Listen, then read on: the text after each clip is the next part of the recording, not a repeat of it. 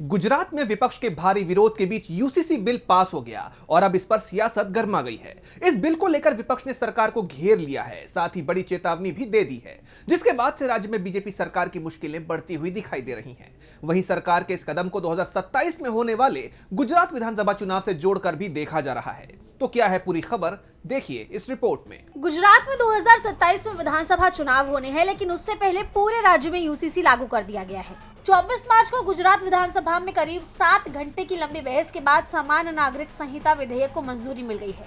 सरकार का कहना है कि इस बिल के जरिए धर्म से परे शादी, तलाक, उत्तराधिकार और लिव इन रिलेशनशिप को विनियमित करने के लिए एक समान कानूनी ढांचा लागू करना है। वहीं अब इसमें जोर जबरदस्ती, दबाव डालकर या फिर धोखाधड़ी से किए गए शादी के लिए 7 साल की जेल की सजा का प्रावधान रखा गया है। साथ ही ये बिल एक से ज्यादा शादी करने पर भी रोक लगाता है। यही नहीं, इस बिल के तहत शादी और लिव इन के लिए रजिस्ट्रेशन कराना भी जरूरी हो गया है। ये कानून पूरे राज्य के साथ साथ गुजरात की सीमा से बाहर रहने वाले बाकी गुजरातियों पर भी लागू होगा। बीजेपी की तरफ से इस बिल को समानता सुनिश्चित करने को लेकर एक ऐतिहासिक सुधार बताया गया है, जबकि कांग्रेस इसका कड़ा विरोध कर रही है और उसका कहना है कि ये मौलिक अधिकारों का उल्लंघन करता है और मुस्लिम विरोधी भी है।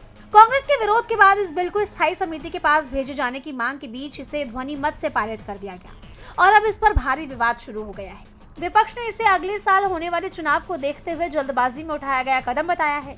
कांग्रेस के वरिष्ठ विधायक शैलेश परमार ने इस बिल का विरोध किया और कहा, 2027 में होने वाले विधानसभा चुनावों को देखते हुए जल्दबाजी में ये बिल पेश किया गया है।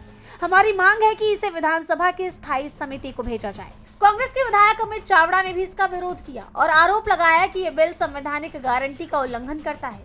वहीं कांग्रेस के एक और विधायक इमरान खेड़ावाला ने कहा कि मैं अपने समुदाय की तरफ से बोल रहा हूं और इस बिल का विरोध करता हूं, क्योंकि ये हमारी शरीयत और कुरान में हस्तक्षेप की कोशिश है।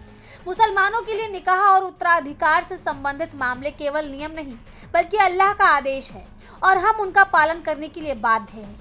हम इस बिल के खिलाफ विरोध प्रदर्शन करेंगे और कोर्ट में भी जाएंगे। इस पूरे घटनाक्रम को लेकर ये कहा जा रहा है कि इस मामले में विरोध बढ़ा तो इसका खामियाजा सरकार को अगले साल होने वाले विधानसभा चुनाव में भी भुगतना पड़ सकता है। डीबी लाइव की रिपोर्ट।